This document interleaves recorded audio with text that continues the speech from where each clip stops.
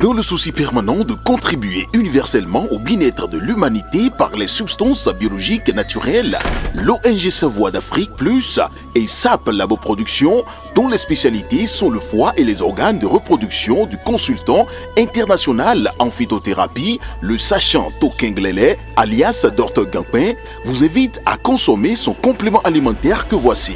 Gampin Siro est un complément alimentaire qui favorise la multiplication des cellules du foie et le bon fonctionnement du côlon. Il stimule par son action énergétique le désir sexuel en corrigeant les troubles érectiles, l'éjaculation précoce, augmente la libido et corrige la fatigue physique et mentale. Le siège est dans Cotonou à Zobo, non loin du 10e arrondissement. Contact plus 229 60 60 20 65 97 25 03 61 95 53 70 70.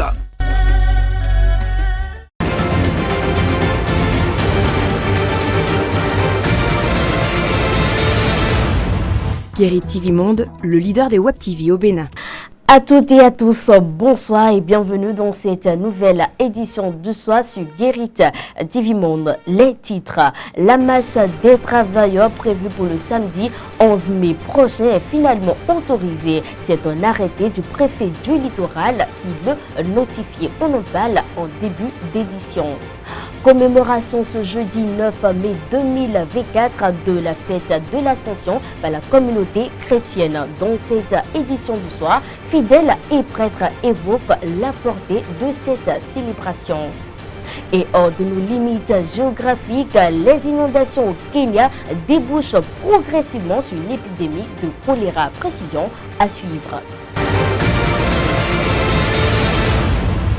À nouveau, bonsoir. Les travailleurs devront marcher le samedi 11 mai prochain contre la cherté de la vie peuvent désormais marcher sans inquiétude. C'est ce qu'on peut retenir de la note du préfet du littoral en date de ce 8 mai 2024. Une note qui accuse réception de la demande d'autorisation des initiateurs tout en déplorant l'omission des règles en vigueur en République du Bénin qui subordonne toute occupation du domaine public ou de la voie publique. Le préfet Alain Oronla donne ainsi son accord pour la marche et fait également des recommandations aux organisateurs. Je l'annonçais en titre, la communauté chrétienne célèbre demain, jeudi 9 mai 2024, la fête de l'Ascension, la montée du Christ dans les cieux. Donc, au micro d'une équipe de la rédaction des dignitaires d'église chrétienne se prononce. Suivez. L'ascension dans la Bible, c'est la montée de Jésus-Christ. Jésus-Christ aussi a déclaré dans sa parole, il a dit que il vous est avantageux, il est en train de parler à ses disciples, il a dit, il vous est avantageux que je m'en aille, car si je ne m'en vais pas, et le Saint-Esprit ne viendra pas. Donc nous allons dire que c'est ça le but exactement de l'ascension. Donc c'est la montée de Jésus-Christ dans les cieux qui est assis à la droite du Père afin de faire descendre le Saint-Esprit sur la terre, sur ses apôtres. Et le chrétien doit assister à cette fête de l'Ascension pour avoir la force de l'Esprit Saint. Quand nous disons l'Ascension du Seigneur, c'est une fête pascale qui est célébrée 40 jours après la résurrection du Seigneur. Et le Seigneur monte dans la gloire du Père où il intercède pour nous. Il a vaincu la mort, il est vivant dans la gloire du Père et il nous dit que c'est de notre intérêt qu'il monte vers le Père où il était, parce que de là-bas il nous enverra l'Esprit Saint. Donc c'est une fête importante de temps pascal qui marque la fin des apparitions du Seigneur ressuscité à ses disciples. Le chrétien non seulement va à la messe, mais il sanctifie ce jour, glorifie le Seigneur et se ressource à la source de l'Eucharistie pour continuer sa marche. D'ailleurs, ça marque le début de la neuvaine. ce salut qui nous obtient, c'est pour toute l'humanité. Donc c'est toute l'humanité qui est invitée à la joie de recevoir le don promis par Jésus qui monte au ciel. Alors que je sois croyant, chrétien ou pas, j'ai ce bonheur de bénéficier de cette grâce du salut. Autre information en bref dans ce journal, l'exploitation de toutes céréales, à savoir le riz, le maïs, le sorgho, le niébé et autres, est désormais interdite en République du Bénin. Ainsi en a décidé le Conseil des ministres de ce mercredi 8 mai 2024 au regard de l'exploitation massive et informelle de ces produits en direction des pays voisins. Jusqu'à nouvel ordre, donc, ces produits vivriers, le maïs notamment, sont interdits d'exportation. Ce journal se poursuit. Constituant de l'éclairage standard des automobiles, les phares représentent un instrument important sur les véhicules. Une équipe de la rédaction a fait ce constat pour en savoir davantage sur leur utilité en circulation, surtout la nuit. Fauzia Sifou et Patrice Ayronton. Projecteurs de lumière destinés à l'éclairage de la route emprunté par un véhicule la nuit, les phares encore appelés feux de route sont d'une importance capitale sur un engin roulant. Ils permettent non seulement la libre circulation, mais aussi limitent les risques d'accident. Les feux de route s'éclairent jusqu'à 100 mètres. Si nous voulons voir de loin, on utilise ça. Mais si c'est les feux de croisement, c'est quand on veut voir de près qu'on utilise ça. Ça s'éclaire à 30 mètres. Pourquoi il faut rouler sans feu? La nuit, c'est vraiment dangereux. On ne peut pas rouler sans feu. C'est interdit par le code de la route. Si vous n'avez pas de feu, qu'est-ce que vous irez chercher dans la circulation? Vaut mieux de rester chez vous et chercher à remédier les phares. L'utilité de ce constituant de l'éclairage standard des automobiles est-elle méconnue des chauffeurs? Un chauffeur, le safa manio paina betul moto safa moto dalji moto re timbo nya to yi bo faro jura na gbeazon eno signalé on est chauffeur ngbongo amro faidi eto signalé. C'est très risqué qu'un chauffeur roule à véhicule sans phare. Avant de monter sur la route, il faut vérifier d'abord si le phare fonctionne. Même en circulation, avant que le phare ne connaisse le défaillance, le véhicule signale.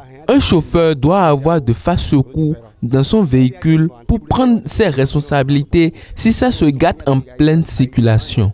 Le fait de conduire un véhicule ou une moto sans phare et même sans feu arrière est trop risqué.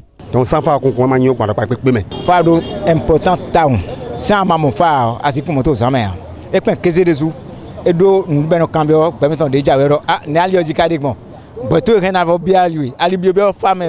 Le phare est très important pour le véhicule et même ça aide à faire des signes à son prochain. En cas de défaillance des phares en circulation, le chauffeur peut solliciter l'aide de ses collègues, mais il ne doit en aucun cas rouler sans phare. Donc, à rouler bien important. Pour phare moto durando, sans rouler pas.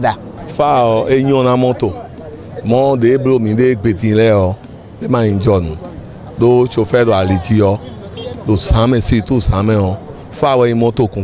Les phares sont très importants pour les véhicules. Mais aujourd'hui, les chauffeurs se permettent de rouler sans phare, ce qui n'est pas une bonne chose. Surtout la nuit, ce sont les phares qui permettent la libre circulation et limitent les cas d'accident.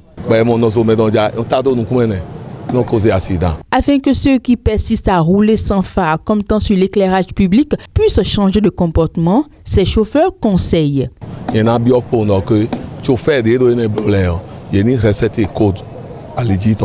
Moi, j'invite les chauffeurs à respecter le code de la route en vérifiant leur phare avant de prendre la route.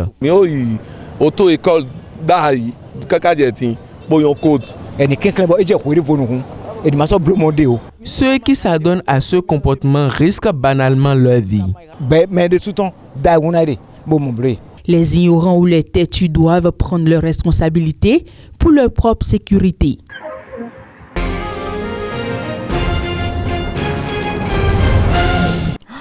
Hors de nos frontières pour boucler la boucle, les terribles inondations au Kenya commencent à déboucher sur une épidémie de choléra. Déjà 44 cas signalés dans le comté de la rivière Tana, le plus impacté par la vague de crue, et l'inquiétude grandit avec le risque de la prolifération de la maladie transmise par les eaux. Latifat Kawino.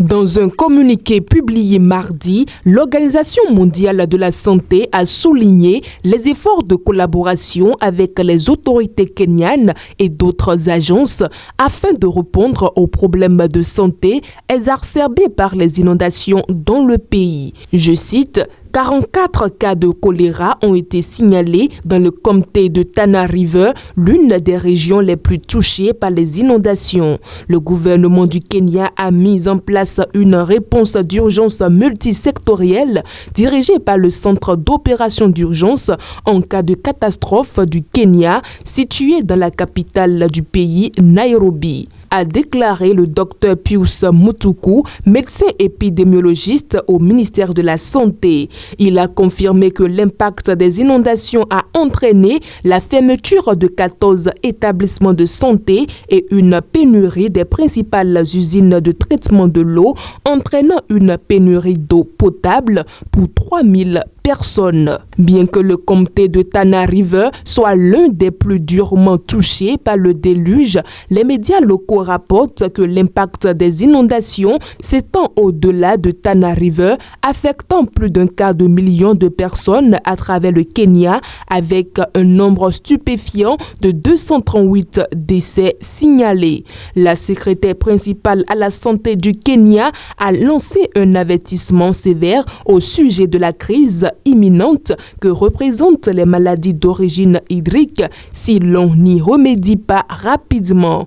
Aux côtés de responsables de la santé, elle a distribué des produits de purification de l'eau à Nairobi, soulignant la double menace des sources d'eau contaminées et des maladies d'origine alimentaire exacerbées par les inondations. L'OMS a réaffirmé son engagement à soutenir les efforts d'intervention d'urgence du gouvernement, soulignant l'importance d'un endiguement rapide pour prévenir l'escalade des flambées de maladies.